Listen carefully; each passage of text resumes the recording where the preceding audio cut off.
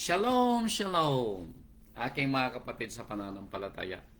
Ito na naman po yung kapatid ni Sir Roland na muli ay binibigyan pagkakataon ng ating rabay. Saan man po tayo naroroon, ano po? Tayo po ay binibigyan pagkakataon ng ating rabay na makapangaral uli. At nawa tayo na nakikinig ay tayo po ay mabiyayaan ng pangunawa at kaalaman. Naway maibuhay po natin ang mga salitang ating maririnig upang tayo po ay mabilang balang araw na tapat at mabubuting lingkod na magamana ng buhay na walang hanggan.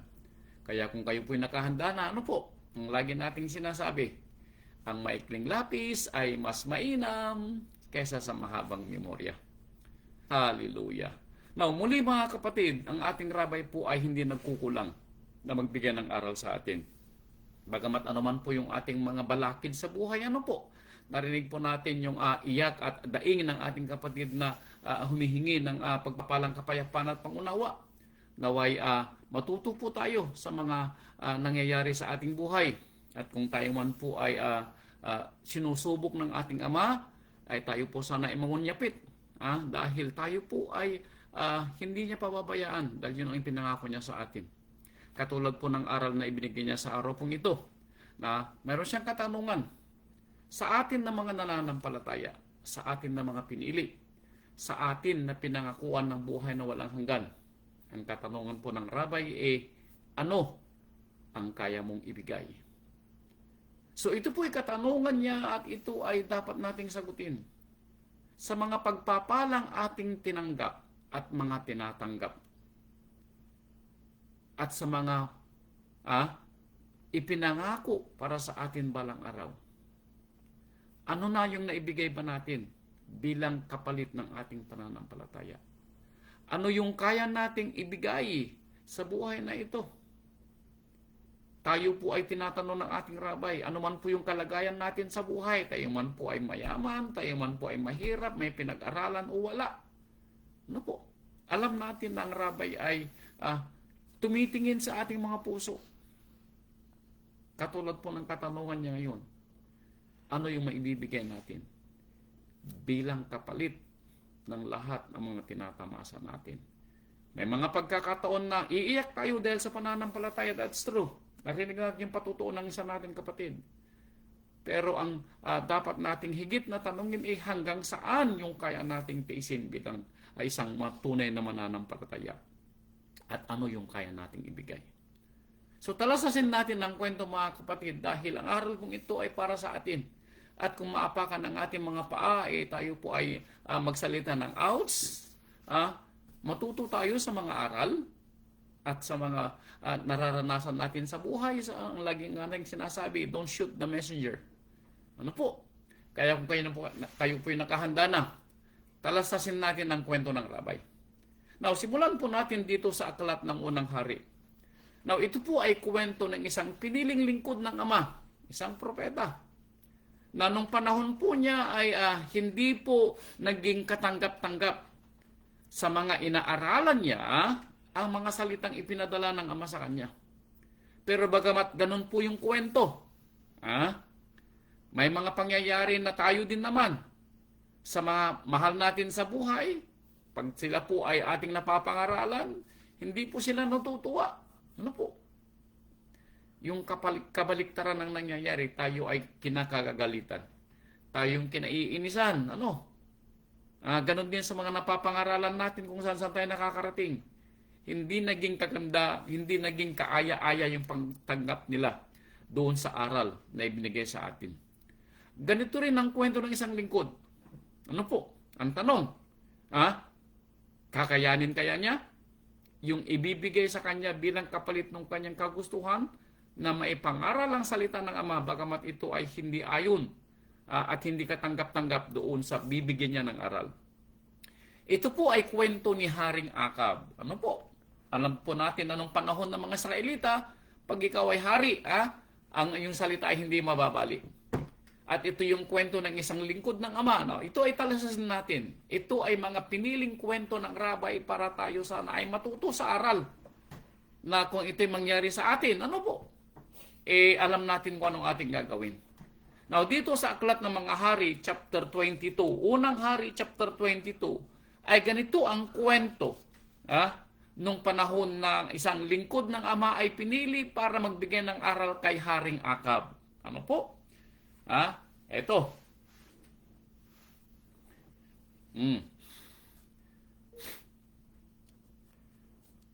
Verse 24. Unang Hari, chapter 22, verse 24.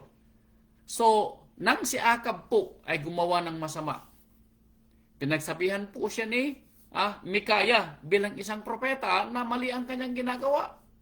At ito yung naging kabayaran.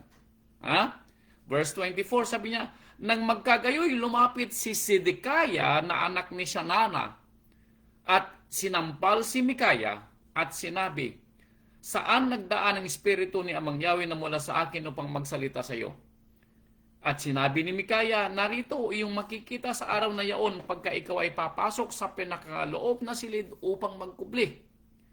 Verse 26, at sinabi ng hari sa Israel, kunin mo si Mikaya at ibalik mo kay Amon na tagapamahala ng bayan at kay Jehoas na anak ng hari. At anong gagawin kay Mikaya? Verse 27, at iyong sabihin, ganitong sabi ng hari, ilagay ninyo ang taong ito sa bilangguan at pakanin ninyo siya ng tinapay ng kadalamhatian at ng tubig na kadalamhatian hanggang sa ako'y dumating na payapa. Now, anong sabi niya? Ikulong ninyo si Mikaya. At bibigyan ko siya ng hatol, sabi ni Haring Akab, pagdating ko mula sa pakikidigma. Pagdating ko mula sa pakikidigma. So may pagkakataon ang salita ng Ama na ibibigay po natin ay magdudulot sa atin ng panganib. Katulad po nito. Nanganib si Mikaya, hindi niya alam na ang kanyang pagsasalita kay Haring Akab ay maging dahilan para siya po'y makulong at mawala yung kanyang kalayaan. Pero si Mikaya po ba ay natakot na sabihin ang salita ni Amang Yahweh? Hindi po. Hindi inalintana ni Mikaya na siya'y ikukulong sa kulungan at siya'y mawalan ng kalayaan. Masalita lamang niya ang salitang ipinababatid ni Amang Yahweh. So, ang ibinigay ni Mikaya dito yung kanyang kalayaan. Ano po? Hindi siya natakot na makulong. And to the end, baka patayin pa siya ni Akab. So, makikita natin na ang piniling lingkod ng Ama ay may kanya-kanyang mga pagsubok sa buhay. Bagamat hindi natin alam yung para sa atin. Pero at the end of the day, kakayanin kaya natin? Willing ba tayo? Sang-ayon kaya tayo? O magkusa kaya tayo na tanggapin yung ibibigay na kapalit ng ating pananampalataya? Ano ba yung kaya nating ibigay sa pananampalataya na ibinigay sa atin? O ano yung magiging kapalit ng buhay na walang hanggan na ipinangako sa atin balang araw? So makikita natin ano po? Yung kalayaan ni Mikaya ay kinuha mula sa kanya dahil sa kagustuhan niya na ipangaral ang salitang kanyang narinig mula kay Amang Yahweh. At ito'y hindi naging nakabuti sa kanya. Pero, alam niyo yung kwento, ano po? Ang tunay na nananampalataya ay hindi takot kahit kanino. Bakit? Ang nag-uutos sa kanya yung ating Ama na ipangaral ang kanyang salita. Kaya tanong sa atin, bilang kapalit ng ating mga pananampalataya, ano yung kaya nating isakripisyo? Ano yung kaya nating ibigay? Tayo kaya ay iiyak? Tayo kaya magsasakripisyo para sa ating mga asawa, para sa ating mga anak, para sa ating mga mahal sa buhay? Gugustuhin ba natin? Tatanggapin ba natin yung kwento? At ito ba yung kaya nating ibigay bilang kapalit ng ating pananampalataya? Sumunod na kwento, dito sa aklat ni Jeremiah. Aklat ni Jeremiah chapter 37. Ayan. Jeremiah 37. Sumunod na kwento. Jeremiah. Ayan. Chapter 37. Verse 15. Now, ito ay yung panahon din ng isang hari nang si Jeremiah ay nangangaral tungkol sa salita ng Ama. Ito, Jeremiah chapter 37 verse 15. Jeremiah 37. Now, ito rin yung kwento ng kahalintulad halos ng kwento ni Micaiah. Si Jeremiah din ay nagbibigay ng aral mula kay Amang Yahweh. And this time, ang hari naman ngayon ay si Haring Zedekiah. Ayan. At ganito naman ang ginawa ni Zedekiah sa kanya nung si Jeremiah ay nagsalita ng aral mula kay ating Amang Yahweh. Itong sabi dito sa verse 15 ng Jeremiah chapter 37. Siya ay nangangaral saan? Sa bahay ng hari. Pinatawag ni Zedekiah si Jeremiah para mangaral kung anong ibig salitain ni Amang Yahweh sa kanila. At nang masalita ni Jeremiah ang salita mula kay Amang Yahweh, itong ginawa sa kanya. Verse 15, at ang mga prinsipe, ayan, yung mga mahal na tao, yung mga nasa posisyon, yung mga nasa kaharian, ayan. Anong ginawa kay Jeremiah? Nagalit. Napuot sila kay Jeremiah. At sinaktan nila siya at isinilid sa bilangguan sa bahay ni Yehonatan na kalihim, sapagkat kanilang ginawang bilangguan yaon. At nang si Jeremiah o Yeremiyahu ay makapasok sa bilangguang nasa ilalim ng lupa at sa loob ng mga silid, at nang mabilanggo si Jeremiah ay nanatili siya doon ng maraming araw. Nakulong daw si Jeremiah at nagalit yung mga taong pinangaralan niya. Napuot, ika nga sa salita. Meaning yung salitang napuot ay talagang totoong nagalit. Talagang napuot sila. Yung hate ay ando doon. Ano po? Bakit? Sa anong dahilan? Dahil lamang sa aral na ibinigay ni Jeremiah mula kay Amang Yahweh. Now, mahalaga ba yung aral? Yes. Ito'y para sa kanila. Now, tandaan natin yung kwento, no? Yung sinasabi sa aklat ni Ezekiel, kapag nakita daw natin ang isang maling gawa at hindi natin sinalita ang aral na ibinigay sa atin ng Ama, at kung mamatay yung taong yaon sa kanyang kasalanan, ang dugo daw niya ay hahanapin sa ating mga kamay. That is true. Kaya obligasyon natin na ibigay ang aral ng Ama. May magagalit man o wala.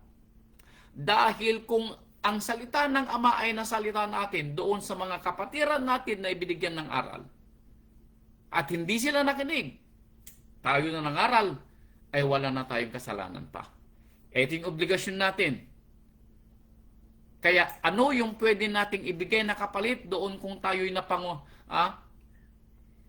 naging lingkod na nautusan para mangaral? O tayo yung binigyan ng pagsubok na ito'y ating babalikatin sa buhay na ito?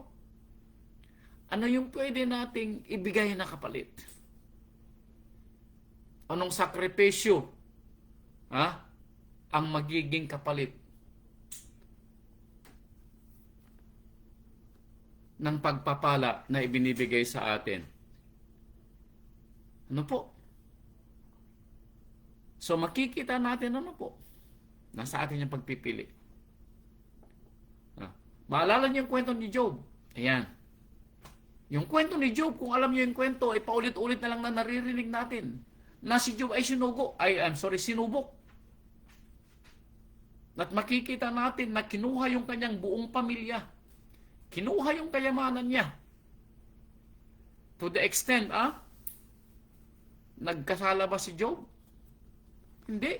Dahil kung maalala natin ang kwento sa Job chapter 1 verse 21, ano sabi niya? Si Amang Yahweh ang nagbigay, si Amang Yahweh ang kumuha.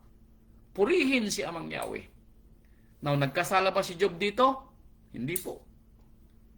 So makikita natin ang tunay na nananampalataya kung ano yung kaya niyang gawin at kung ano yung kaya niyang ibigay. Ano po? Kaya ang katanungan sa atin, ano naman yung kaya nating ibigay? Ano yung kaya nating isakripisyo? Buhay na walang hanggan ang pinangako sa atin. Ano yung pwede nating ibigay na kapalit? Dumako tayo dito sa bagong tipan. Makikilala natin dito yung piniling lingkod na siya ay pinili para daw makaranas ng sakripisyo para sa pananampalataya. Maalala natin ang kwento ng taong ito. Siya ay pinili para makaranas ng sakripisyo at mga pahirap at mga pagsubok dahil sa pananampalataya. Pangalawang Korinto, puntahan natin kung sino ang piniling ito na masasabi natin na pinili daw siya para sa sakripisyo na kanyang daranasin. Pangalawang Korinto chapter 6. Now, sinong taong ito nakilala ninyo? Si Saulo. Now, maalala niyo yung kwento ni Saulo, Si Saulo ay pinili mula sa kanyang pagiging isang Pariseo. Pinili siya para makaranas ng mga sakripisyo ng isang tunay na nananampalataya. Pangalawang Korinto chapter 6. Ito ang kwento ni Saulo. Ayan. Dito magkukwento si Saulo kung ano yung mga naranasan niya sa pananampalataya. Ito.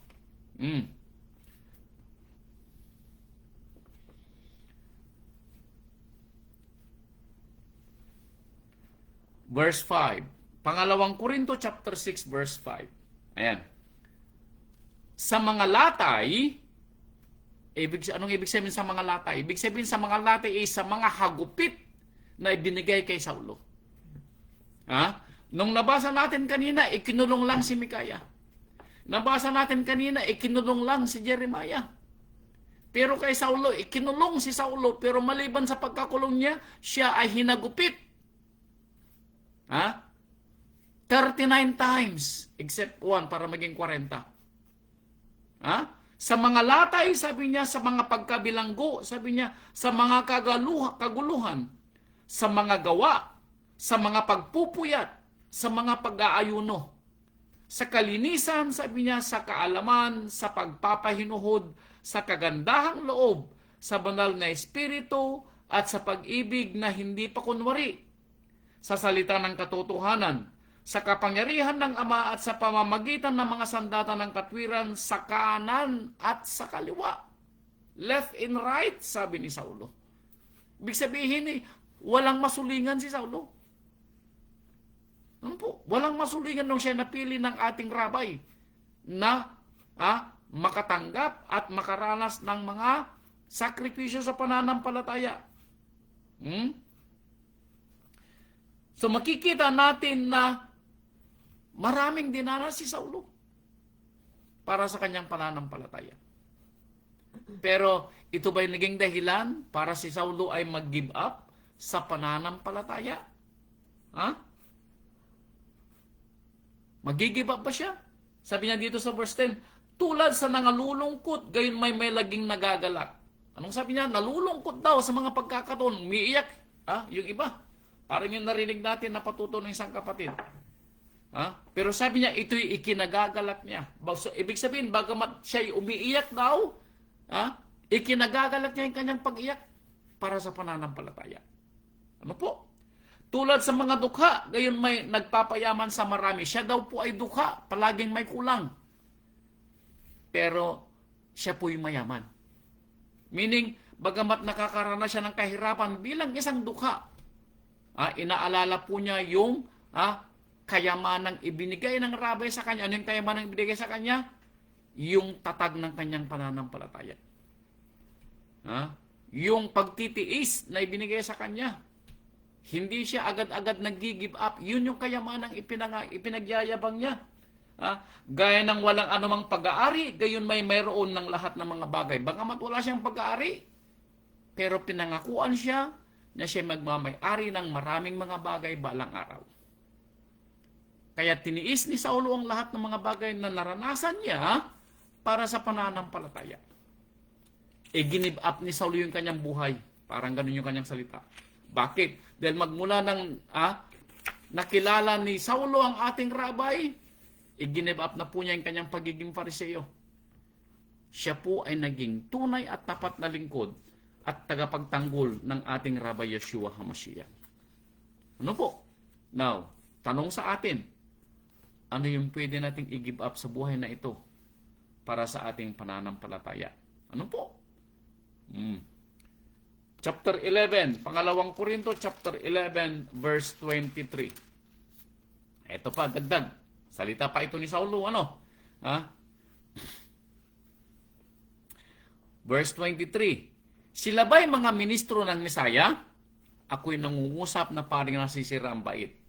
Lalo pat ako. Meaning, nagtatanong dito si Saulo. Dahil yung mga kasamahan niya na mga piniling lingkod din, sabi niya, sila ba'y mga ministro? Sabi niya, ako din naman ay pinili na disipulo, sabi niya. Sa pagpapagal, sabi niya, ako'y lubhang sagana. Sa mga bilangguan, sabi niya, ay lubhang madalas. Sa bilangguan, lagi akong ikinukulong. Sa mga palo ay walang bilang. Sa ikamamatay ay malimit. Sa mga palo, meaning ilang ulit akong pinagpapalo, meaning ilang ulit akong pinarusahan. Sa mga Hudyo ay makalimang tumanggap ako ng 4 na palo kulang ng isa. Ilang ulit siyang pinarusahan, ilang ulit siyang nilatay? 5 times. At 39 each bawat isa.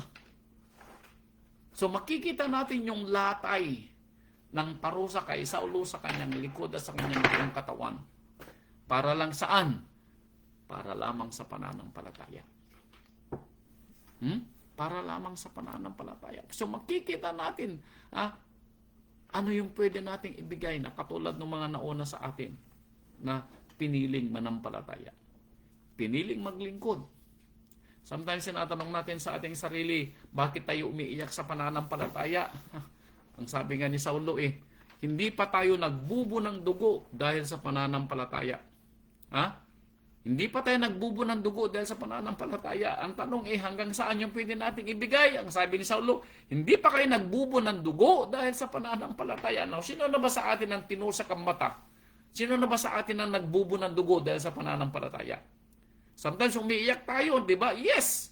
Pero yung iyak natin, may iba yung iyak natin dahil lang siguro sa sama ng loob o dahil sa hindi pagkakaunawaan. Hindi pa tayo,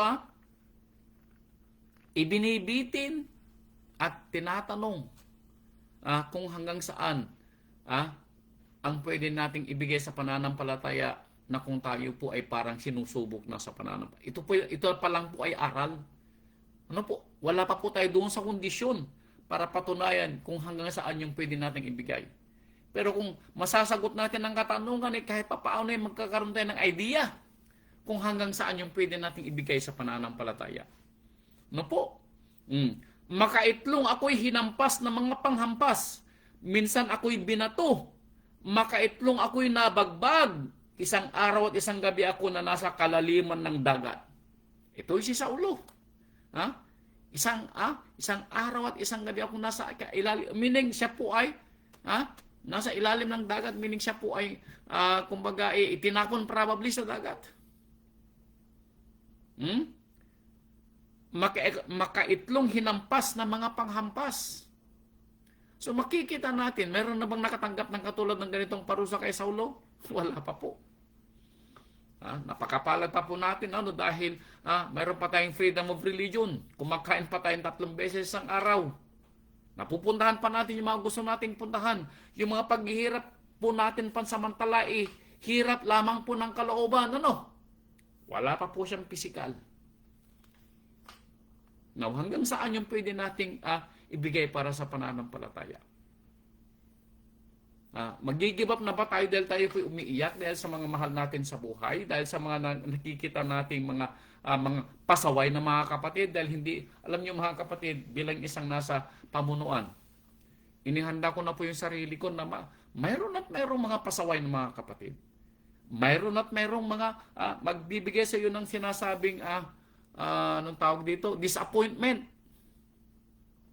Mayroon at mayroon kayong makikita mga kapatid na para bang baliwala yung ginagawa niyong pagpapagal.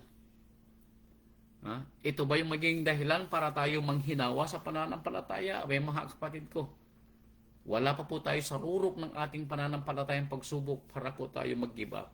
Kaya tinatanong ng rabay ngayon, hanggang saan o ano yung kaya nating ibigay sa pananampalataya? Sa mga paglalakbay, verse 26 ay madalas. Sa mga kapanganiban sa mga ilog, sa mga kapanganiban sa mga tulisan, sa mga kapanganiban sa aking mga kababayan, sa mga kapanganiban sa mga hintil, sa mga kapanganiban sa bayan, sa mga kapanganiban sa mga ilang, sa mga kapanganiban sa dagat, sa mga kapanganiban sa gitna ng mga bulaang kapatid. So, hindi lang sa labas. Ha? Nabibingit ang buhay ni Saulo. Pati saan hanggang sa loob ng pananampalataya, mga bulaang kapatid. Kaya mapapansin ninyo na po. Kaya sabi ko kasi, inihanda ko na ang sarili ko bilang nasa pamunuan na may mga darating na mga bulaang mga kapatid.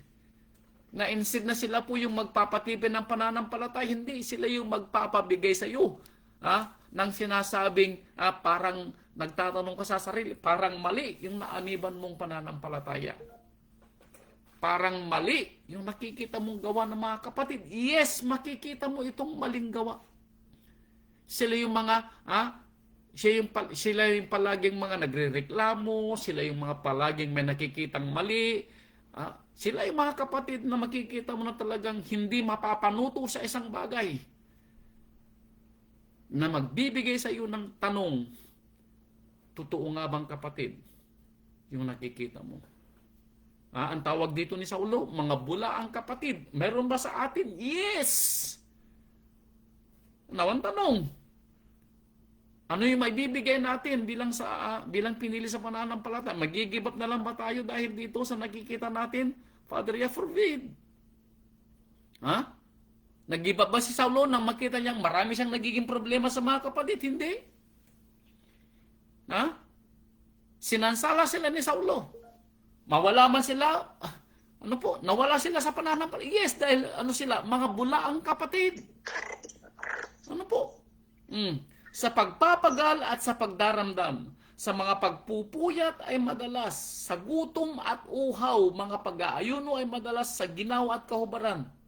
Bukod pa sa mga yaon, sabi niya, ay may umiinis sa akin sa araw-araw, ang kabalisahan dahil sa lahat ng mga asimblya. Anong sabi ni Saulo? Sa lahat ng mga asimblya, may kanya-kanyang problema. Yes! Sa lahat ng mga asimblya, may kanya-kanyang problema. Yes! Bakit? Kasama ito sa pananampalataya. Kasama ito sa pananampalataya. Kasama sa pananampalataya. Ano po? Kaya makikita natin na ang ganitong mga suliranin sa pananampalataya ay normal nung panahon ng mga piniling lingkod ng Ama. Hanggang sa panahon natin. Nawang tanong, mag-give up ba tayo dahil sa nakikita natin sa mga kapatiran? Father, ya forbid. Mag-give up ba tayo dahil sa mga nagagawa ng mga maling pamunuan? Father, ya forbid. Ito'y aral ng rabay na inihahanda sa atin. Hindi bago yung nararanasan natin. Mga napili sa pamunuan, mga nasa kapatiran, ang tawag dito, mga bulaang kapatid. Pero hindi po nang hinawa si Saulo rito. Kumbaga, hindi siya nadismaya. Hindi siya na-disappoint. Dahil alam na niya na ito yung mangyayari. Hindi siya naging, kumbaga hindi siya nagulumihanan o nawalan ng pag-asa na makita ang mga bagay na ito. Dahil alam niya, na inihanda siya ng rabay sa ganitong mga pagkakataon. Pangalawang Korinto chapter 1 verse 8. Ayan. Pangalawang Korinto chapter 1 verse 8. Hindi namin ibig na kayo'y di makaalam, mga kapatid, ng tungkol sa mga kapighatian namin na nangyari sa Asya, na kami ay totoong nabigatan ng higit sa aming kaya. Ano pat kami ay nawalan na ng pag-asa sa buhay. Anong sabi ni Saulo? Ayaw naming ipagkait sa inyo na malaman ng katotohanan, sabi ni Saulo, na kami, sabi niya, ay nabigatan nung kami nasa Asya, meaning sa mga lugar na napuntahan namin at mga kapatiran na pinuntahan namin, kami po'y nabigatan, meaning may mga pagsubok na ibinigay ng rabay sa amin. na dumating yung punto, sabi niya, na halos mawalan na kami ng pag-asa. Meaning, sino nagbigay ng mga suliranin na ito? Sa mga kapatiran. Ha? So makikita natin na hindi lahat ng mga kapatid ay solusyon sa problema. No. May mga kapatid na sila yung nagdadala ng problema sa pananampalataya. Ang mga mahal natin sa buhay, mga mahal natin sila sa buhay, kung minsan sila ay nagbibigay ng solusyon, pero mostly, if not often, sila yung nagiging pabigat sa ating mga pananampalataya. Now, ang tanong, kapatid, ano ang kaya mong ibigay pag ganito yung nararanasan mo sa buhay? Tayo ba yung, nakikita natin yung mga mali at tayo ba ay mawawalan ng pag-asa at dahil dito tayo na yung titigil sa pagsamba? Tayo na yung kumbaga mananatili na lang na hindi nakakibo dahil ayaw nating makibahagi para sila ay ayusin? No, tayo dapat na nakakaalam ng tama yung mamagitan at yung tinasabi nating mangyari. Ayan. Huwag tayong patatalo doon sa mga mali. Ano po? Huwag tayong patatalo sa mga mali. Dahil ang tawag natin sa mga kapatiran na ito, kung sila man po yung nagiging mga suliranin sa pananampalataya, ang tawag sa kanila sa ulo, mga bulaang mga kapatid. At sino yung mga bulaang mga kapatid? Ito yung mga ayaw ng kapayapaan. Ito yung mga ayaw ng pagkakasundo. Ito yung mga ayaw na makinig ng aral. Ano yung pwede nating ibigay sa pananampalataya? Maybe, dagdagan natin yung ating mahabang pasensya. Tayo maging tagapamagitan. Yung ating panahon sa pananampalataya. Hindi tayo dapat maging, anong tawag dito, yung walang pakialam. Ano po? Sabi ni Saulo, hindi ko gustong kayo'y maging ignorante, sabi ni Saulo, na hindi makaalam. Oo, kami nagkaroon sa aming sarili ng hatol sa kamatayan upang wag kaming magkatiwala sa aming sarili, kundi sa Ama na bumubuhay na maguli sa mga patay. Na siyang sa amin ay nagligtas sa gayong lubhang malaking kamatayan at nagliligtas na siya naming inaasahan na siya namang magliligtas pa sa amin. Pero saan daw sila umasa? Sa ating Ama na nagbigay ng pananampalataya. Sa ating Rabay na gumagabay sa atin sa araw-araw. So makikita po natin yung pagod ni Saulo sa pananampalataya. Bakit? Kung maalala niyo yung kwento, si Saulo ang sumulat ng halos kalahating aklat sa Biblia. 13 chapters ang sinulat ni Saulo. 27 lamang. O 14 supposedly. 14 kung sinulat niya ang Hebrew, pang 14 yung Hebrew na sinulat ni Saulo. 27 lamang ang Biblia o ang aklat sa Bagong Tipan. More than almost half ang sinulat ni Saulo. Kaya marami tayong mababasang gawa ni Saulo. Dito pa sa chapter 4 verse 9. Chapter 4 verse 9 kay Saulo uli. Pangalawang Korinto chapter 4 verse 9. Pinag-uusig gayon may hindi pinababayaan. Naranasan pa ni Saulo na siya usigin? Yes. Ng kanyang mga kababayan? Yes. Ng kanyang mga pinangangaralan? Yes. Ng kanyang mga mahal sa buhay? Yes. Pinag-uusig, sabi niya, pero hindi pinababayaan. Inilulugmok, gayon may hindi natitinag. Now, sabi ko nga sa inyo, meron na ba sa atin ang nagbubo ng dugo dahil sa pananampalataya? Wala pa. Ano po? Kaya ako po ay kampante pa lamang. Hindi ko pa nababalita na tayo ay pinag-uusig. At tayo ay hinahanting. Hindi ko pa nabalita na tayo po ay nagbububo ng dugo. Wala pa akong nabalitaan na pinarusahan, ikinulong o pinatay dahil sa pananampalataya. Kaya ako'y kampante pa. Bakit? Ang mga nararanasan natin sa iba't ibang mga kapilya, malilit pa lamang na problema. Kaya nga meron tayong mga pastor at mga dikon na nangangalaga sa bawat asimbliya na sila yung mangangalaga sa inyo. Ano po? At tayo, ay natututo sa mga naririnig natin mga karanasan ng ating mga kapatiran. Kaya nga tuwing araw ng Sabado ng gabi nyo dyan sa Pilipinas, ako'y nakikipagpulong sa mga kapatiran po natin sa mga pastors at mga deacon para malaman ko yung kwento ng mga kapatiran po natin dyan sa bansang Pilipinas. Ano po? Ano ang pwede nating ibigay sa pananampalataya? Panahon. Para maunawaan yung kwento. Pagtitiis. Para makita natin kung hanggang saan yung pwede nating ibigay. Pagdamay sa mga nangangailangan. Yung nasunugan nating kapatid. Ano po? Kung makikita niyo yung litrato ng mga pinadala nilang picture, inaayos na po yung bahay nila. Hoping and praying na magkaroon sila ulit ng maliit na titirhan na kubo-kubo para magpasimula po sila ulit. Sino ang nagbigay ng mga tulong? Galing sa atin ng mga kapatiran. Ano pong mga problemang hindi natin magagawa kung tayo po itulong-tulong? Lahat po magagawa natin. Mayroon tayong may tutulong kahit pa paano. Ano po? Kaya sabi ni Saulo, nung sabi niya rito, pinag-uusig, sabi niya, gayon may hindi pinababayaan. Nalulugmok, gayon may hindi nawawalan ng pag-asa. Yung kapatiran natin, nasunugan. Imagine ninyo kung sa atin mangyari yon. Ang naipundarnan yung mag-asawa, sunog lahat. Ang naitakbo lang nila, yung kanilang mga damit sa likod. Now, ito na ba yung dahilan para mag-give up sila ng pananampalataya? Hindi. Kundi, nakikita nila ang kanilang sarili na sila ay lalong nai-inspire para manatili kay Amang Yahweh. Lalo pat nakikita nila mismo na si Amang Yahweh nagpadala ng tulong para para makapagsimula makapagsimula uli sila sa kanilang buhay. Hindi sila inilugmok sila ng Ama, yes. Pinarusahan sila ng Ama, yes. Pero may pag-asa. Ano po? Pero may pag-asa.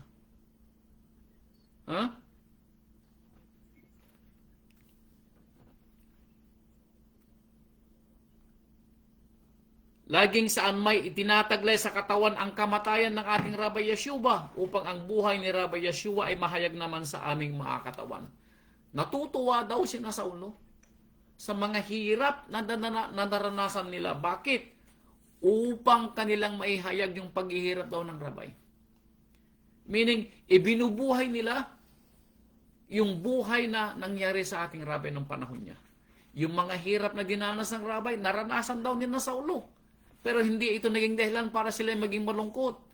Hindi ito naging dahilan para sila mag-give up sa pananampalataya, kundi ito'y dahilan pa para lalo silang magpunyagi na ipagpatuloy yung pananampalatayang tinanggap nila sa ating Rabbi. Ano po? Kaya nga ang kamatayan ay gumagawa sa amin, datapot ang buhay ay sa inyo. Ngunit yamang mayroon ding espiritu ng pananampalataya na gaya ng nasusulat, sumasampalataya ako, kaya ako ay nagsalita. Kami naman ay nagsisisampalataya at kaya't kami naman ay nangagsasalita, meaning ipinapangaral nila ang karanasan nila sa buhay na ibinigay sa kanila ng Rabbi bilang sakripisyo sa pananampalataya. Itong dahilan kung bakit tayo po'y may aral, tayo po'y may sermon, at tayo dito kumukuha ng inspirasyon sa buhay na ating nararanasan. Huwag po tayong magulumihanan. Umiyak tayo kung kailangan. Yes. Pero hindi ito dapat yung maging ending ng ating pananampalataya. Tinatanong ng Rabbi kung hanggang saan yung pwede nating ibigay sa pananampalataya. Kayo ang sumagot, mga kapatid ko. Ano ba yung pwede nating ibigay sa pananampalataya? Now, pinatunayan ng Rabbi kung gaano niya kamahal tayo. Ibinigay niya kanyang bugtong na anak para sa atin na nananampalataya. Ang tanong, ano naman ang pwede nating ibigay na kapalit? Pilipos chapter 4 verse 12. Pilipos chapter 4 verse 12. Ito.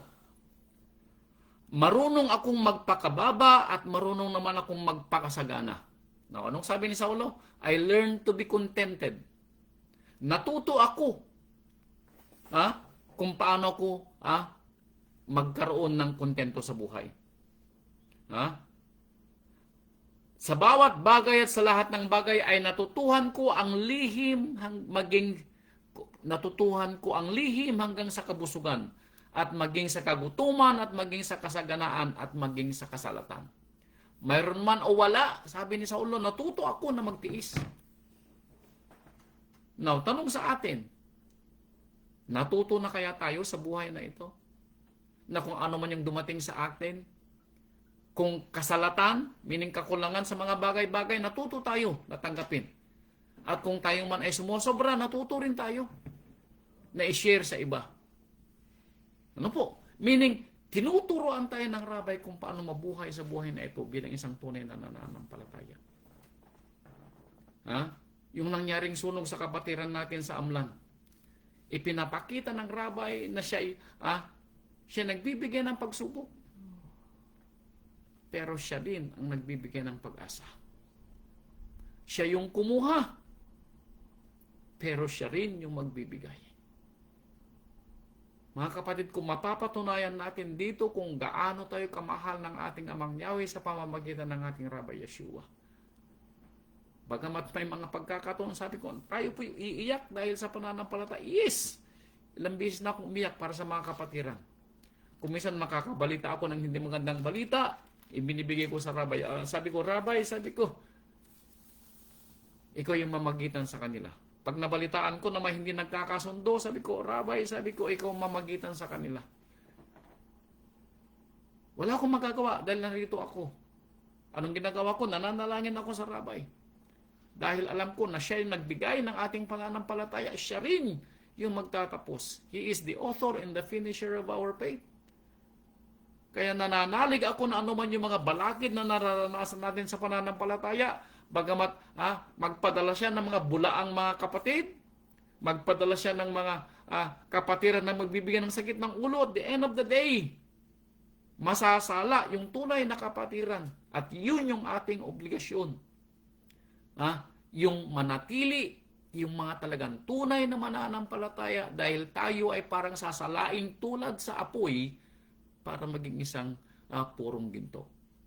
Ilan sa atin ay mahuhulog sa apoy at masusunog. Nakikita natin doon sa mga kapatiran na nauna sa atin, nangawala na sila.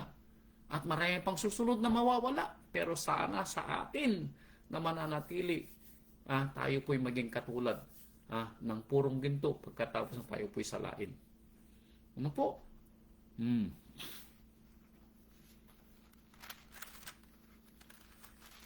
Aklat na mga gawa, chapter 18, verse 17. Ito pa yung dagdag. Aklat na mga gawa, chapter 18, verse 17. Ito pa yung nangyari kay Saulo. Anong nangyari kay Saulo? Ito, chapter 18, verse 17.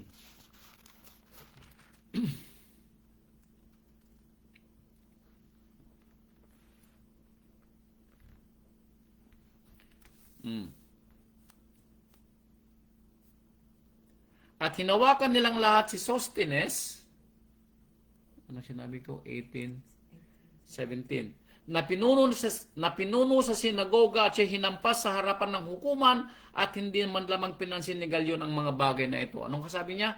May kapatiran dito na nagngangalang Sosthenes. Anong ginawa sa kanya dahil sa pananampalataya? Siya'y hinawakan at hinampas sa harapan ng hukuman. Sa harapan ng mga tao, pinarusahan yung isang kapatid. Para lang dahil lang sa pananampalataya. Bakit? Nakikipagtalo si Sosthenes dito. Dahil sinasabi niya yung mga kapatiran niyang Hudyo na mali ang kanilang mga sinasalita. Kapatiran niyang Hudyo.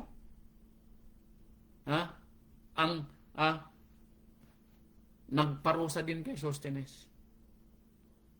So makikita natin, mga kapatid, walang bago sa ating panahon. Ano po? Walang bago sa ating panahon. May mga kapatiran din tayo na magbibigay, sabi ko nga sa inyo, yung mga kapatiran din natin sa loob ng ating asimilya magbibigay sa atin ng problema balang araw. Bakit? Dahil may mga pinili ng rabay na ipasok sa ating pananampalataya para subukin ang pananampalataya ng bawat isa. Ano po? Sila yung tinatawag ni Saulo nung panahon niya, mga bulaang mananampalataya. Ano po? Sumunod. Hebrew chapter 10 verse 32. Kaya, mga kapatid ko, hindi bago na makarinig kayo ng mga kapatiran na magbibigay ng problema sa atin balang araw. Kaya inihanda ko na yung sarili ko, Inihanda ko na yung sarili ko bilang kasama ninyo sa pamunuan. Hindi lahat ng mga tinatawag na mga nananampalataya sa ating panahon ay tunay na nananampalataya.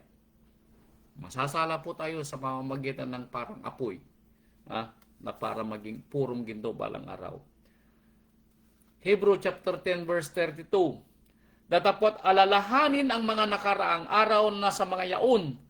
Pagkatapos na kayo maliwanagan ay magtiis kayo ng malaking pakikilaban ng mga pagbabata. Anong sabi niya?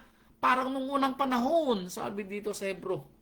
Matapos na kayo manampalataya, sabi niya, ay makikipaglaban o magkakaroon ng maraming mga pagbabata. Alam nyo, kung ang pagbabata lang sana natin mga tagalabas sa pananampalataya, kung sama-sama sana tayo na magtatanggol sa pananampalataya, mas madali. Pero ang magiging magkomplikado, maliban na po tayo po ay uusigin balang araw, ang magiging komplikadong dagdag ang mag-uusig sa atin one way or the other, kapatid natin sa pananampalataya. Ito yung mga huwad na mananampalataya. Sila yung mga makikita natin sa ating panahon. Ulit-ulitin ko para kayo hindi ma-disappoint. Mayroon at meron ang huwad na mananampalataya sa mga asimilya natin. Sila yung magbibigay, sabi ko kasi, ng mga problema sa pananampalataya. Sila yung mga, sabi ko sa inyo, magiging dahilan para manlamig ang pananampalataya ng iba. Pero kayo na nanlalamig, kasalanan din ninyo kung kayo manlalamig. Bakit? Dahil hindi kayo nanatili sa pananampalataya. Huwag niyong tignan yung mali at mga bulaang mga kapatid. Tignan niyo yung mga mabubuting mga kapatid. Tignan niyo yung mga totoong mga kapatid. Yun ang tularan ninyo. Yun ang tularan natin. Sa pamunuan, tignan niyo yung mga mabubuting pamunuan. Yun ang tularan natin. Dahil doon tayo kumukuha ng kalakasan sa pananampalataya. Sila yung mga pinili ng rabay. Ano po?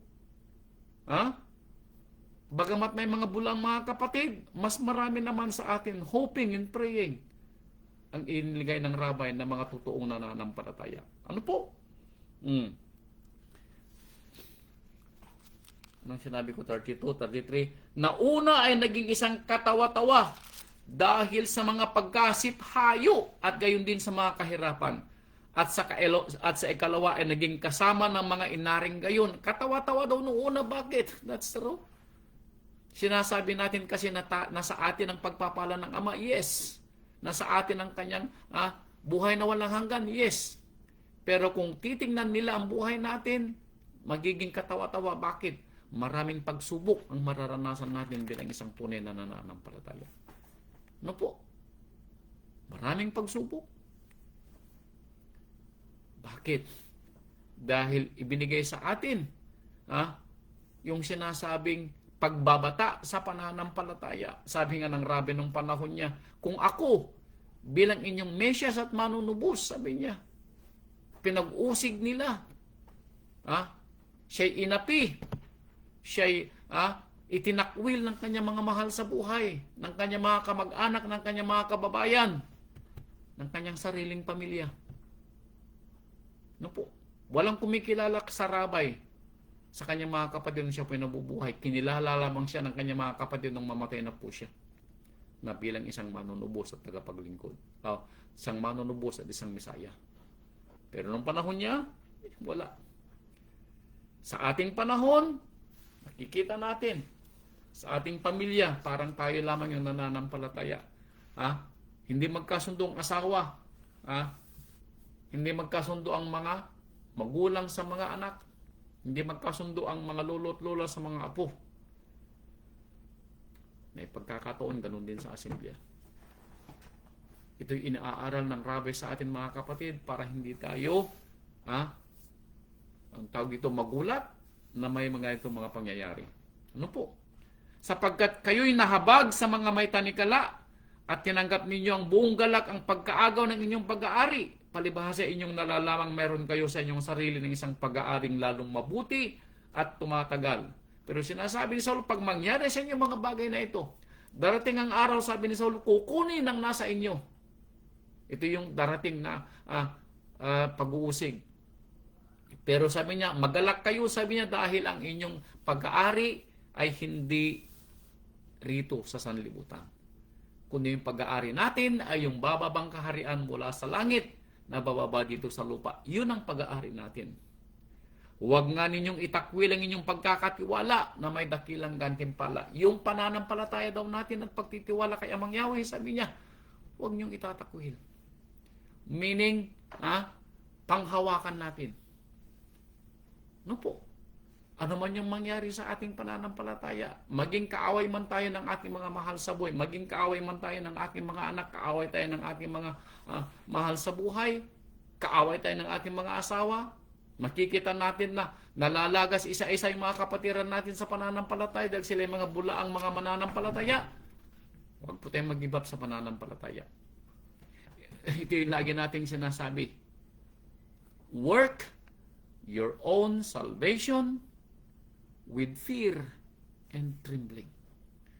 Huwag nating ibase ang ating mga pananampalataya sa pamunuan. Huwag nating ibase ang ating pananampalataya sa mga kapatiran.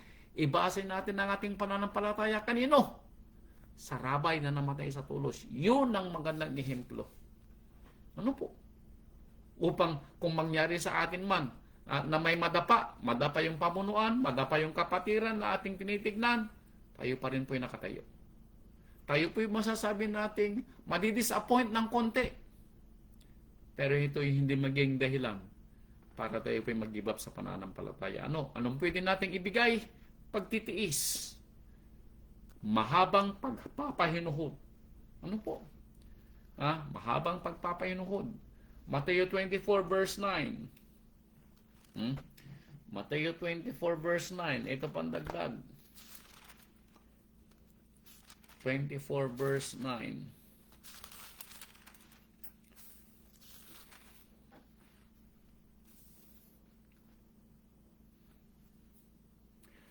Kung ibibigay kayo sa kapighatian at kayo papatayin at kayo kapupuotan ng lahat ng mga bansa dahil sa aking pangalan. Lahat ay mapupuot sa inyo, sabi ng ating rabay.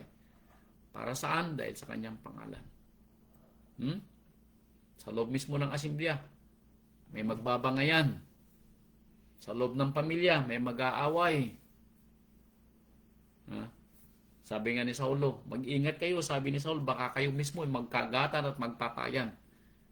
Totoong mangyayari? Yes. Nangyari sa panahon ni Saulo. Mangyayari ba sa ating panahon? Yes, mangyayari. Mangyayari. Pero sana, tayo na naaaralan, ay manatili tayong tapat. Huwag nating tignan yung isang kapatid. Tignan natin yung nagbigay sa atin ng pananampalataya. Kung sino nakikita niyong matibay sa pananampalataya, yun ang tignan niyo na magbibigay sa atin ng sinasabi nating pag-asa. Ano po? And I pray na tayong lahat na matitirang mga nananampalatayang tunay ay magkaroon ng pag-asa bawat isa. Ano po? Tayo ay magbibigayan ng pag-asa. Ano po? Revelation, Pahayag, chapter 2, verse 13. Revelation chapter 2 verse 13. Nalalaman ko kung saan ka tumatahan sa makatwid bagay sa kinaroroonan ng luklukan ni Satanas at iniingatan mong matibay ang aking pangalan. Saan tayo nakatira daw? Sa gitna ng mga disipulos ni Satanas. Bakit tayo nasa sanlibutan? Sa bawat tahanan, hindi nagkakasundo. Ang ayaw ng kapayapaan at ayaw sa ating Rabbi Yeshua, mga angkan daw, mga lingkod ni Satanas. Luklukan ni Satanas, sabi niya. Pero ang dapat nating gawin, ingatan nating matibay ang ating Rabbi Yeshua. Yung pananampalataya na ibinigay sa atin, ingatan daw nating matibay. Hindi mo ikinaila ang aking pananampalataya. Huwag nating ipagtatwa ang pananampalataya natin. Ano man yung mangyari, nananampalataya tayo. Sabi nga sa Mateo 24, ang manatiling tapat, hanggang kailan? Hanggang sa simula? Hanggang sa makita mong mag-away kayong mag-asawa? Hanggang sa makita mong mag-away kayong mag-ama o mag-ina? Hanggang sa makita mong nag-aaway sa loob ng asimblea? Hindi. Hanggang wakas. Meaning hanggang sa ipikit natin ang ating mga mata. Dapat ganun yung ating pananampalataya. Ano po? Kahit na mga araw man ni Antipas na aking saksi, aking taong tapat na pinatay sa gitna ninyo na tinatahanan ni Satanas. Makikita natin, we are in the midst. Tayo nasa gitna ng mga alagad ng kaaway ng ating rabay. Makikita ninyo sa inyong paligid, mabibilang sa daliri yung nananampalataya sa inyong lugar. Sa inyong pamilya, mabibilang lang. Baka sa pamilya nyo, kayo lamang yung nananampalataya. Sa inyong tahanan, baka we pray na lahat tayo sa buong pamilya. Pero may pagkakataon, ano po, na magiging kaaway natin dahil isinulat ito ng rabay o sinalita ng rabay, should I say. Hindi niya sinulat, sinalita ng rabay na darating ang panahon na mag-aaway ang asawa sa asawa, anak sa ama, anak sa ina, magulang sa biyanan. Ano po? Makikita po natin na ito isinulat sa atin para tayo matuto. Ano po? Chapter 12, verse 11. Chapter 12, verse 11 ng Revelation.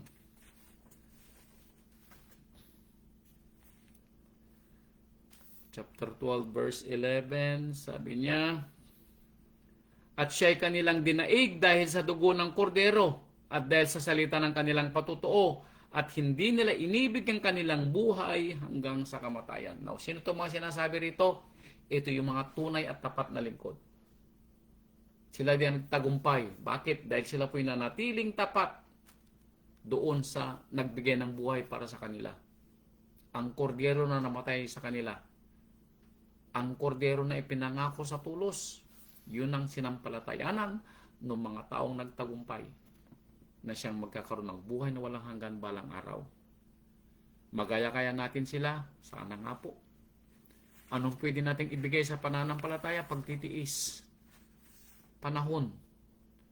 Mahabang pasensya. Mahabang pasensya. Ano po? Pangalawang Timoteo, chapter 4, verse 6.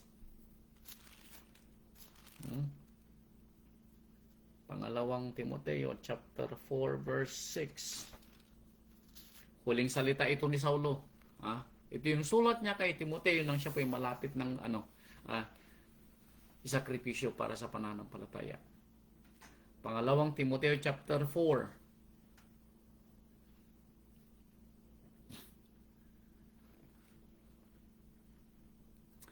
Sapagkat ako'y iniaalay na, sabi ni Saulo, at ang panahon ng aking pagpanaw ay dumating na.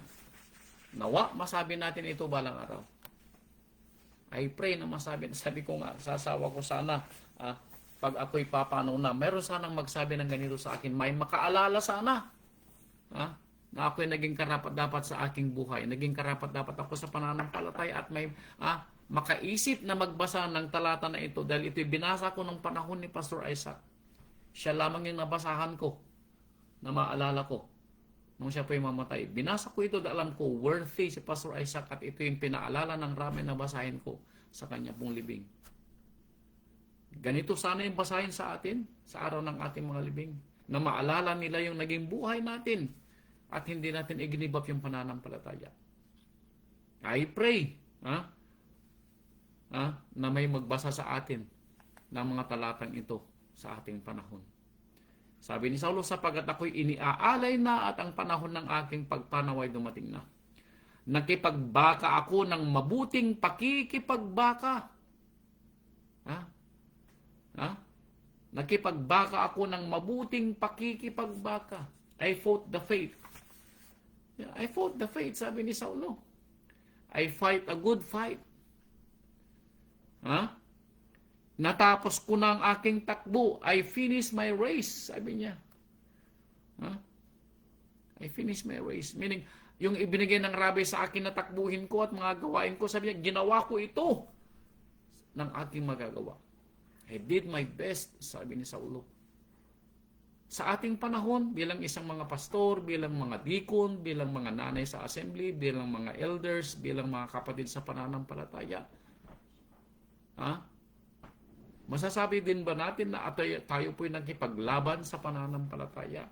Ipinagtanggol natin ang kapayapaan ng Rabay maski sa gitna ng ating mga kapatiran na mga bulaang mga kapatid para mapatunayan sila yung mga bulaan? Ipinaglaban po ba natin ang kapayapaan ng Rabay at pananampalataya ng Rabay sa gitna ng mga kapatid? Lalo ng kapatid na ito ay hindi tumatanggap ng kapayapaan mula sa Rabay dahil siya ay isang bulaang kapatid.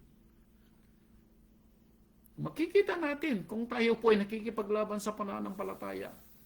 Kung nasa atin po yung patutuon ng ating Rabay, pagtanggol natin ang ating Rabay. Nakipagbaka ako ng mabuting pakikipagbaka. Natapos ko na ang aking takbo. Iningatan ko ang pananampalataya. Iningatan ko ang aking pananampalataya, sabi ni Saulo. Nanatili ba si Saulo na tapat hanggang wakas? Yes. Yes.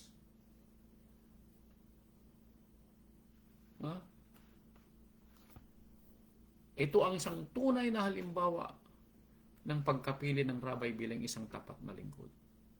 Ang tanong, meron kaya sa atin ang maging katulad ni Saulo na manatiling tapat hanggang wakas? Meron kaya sa atin ang maging katulad ni Saulo na nagtiis dahil sa pananampalataya? Ibinigay niya ang kanyang buhay sa pananampalataya. Ibinigay niya ang kanyang sarili bilang isang mabuting halimbawa. Tinularan niya ang Rabay. Kaya siya piniging karapat-dapat na tawaging malingkod at mabuting halimbawa. Iningatan niya ang salita ng Rabay. Ibinuhay niya ang buhay ng Rabay. At ito rin naman ay tinatanong ng ating Rabay sa atin, anong pwede nating ibigay sa pananampalataya? Yung ating buhay na ibuhay natin katulad ng buhay ni Saulo. Katulad ng buhay ng ating Rabay Yeshua. Dahil sila yung karapat-dapat na naisulat na yung kanilang mga buhay na pwedeng tularan.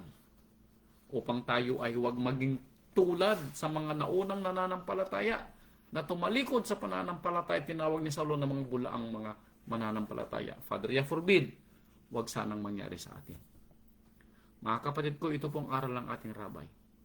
And I pray, tularan po natin ang ehemplo ng ating Rabay Yeshua. Tularan natin ang ehemplo ni Saulo. Ano yung pwede nating ibigay sa pananampalataya? Yung buhay po natin. Ibuhay natin ang pananampalataya. Ipagtanggol natin ang pananampalataya. Magtiis tayo sa pananampalataya. Makipagbaka tayo sa pananampalataya. Maging tayo ay maging isang mabuting halimbawa sa kapayapaan, sa pagtatanggol, at sa pagtitiis. Yung pagdadamayan para sa mga kapatiran natin na nangangailangan, huwag natin kalimutan. Patunayan natin sa kanila na may pag-asa. Kaya sa lahat ng mga nagbigay ng tulong at panalangin sa ating kapatid na si Deacon Alfredo ng Amlan Assembly, ang kapurihan at kaluwalhatian ay lahat sa ating Amang Yahweh at sa ating Rabay Yeshua, sa mga nagbigay ng tulong at nagpatuloy na ipanalangin ng pamilya po ni kapatid na Alfredo. And I pray, nakita ng kapatiran ni kapatid na Alfredo yung pagmamahal ng Amang Yahweh sa kanila. Yung pagdamay ng mga kapatiran. Yun ang tamang paraan ng isang tunay na nananampalataya, maging isang mabuting halimbawa. Ano po? So I pray mga kapatid na tayo po may natutunan sa aral. At anuman po yung mga bagabag na nararanasan natin sa pananampalataya, ito po'y ipanalangin natin sa ating Rabay. Ano po? At manatili po tayo sa pananampalataya. Hallelujah. Salamat po sa inyong lahat mga kapatid. Purihin ang ating Amang Yahweh. Purihin ang ating Rabay Yeshua HaMashiach. Hallelujah. Salamat po at magandang gabi.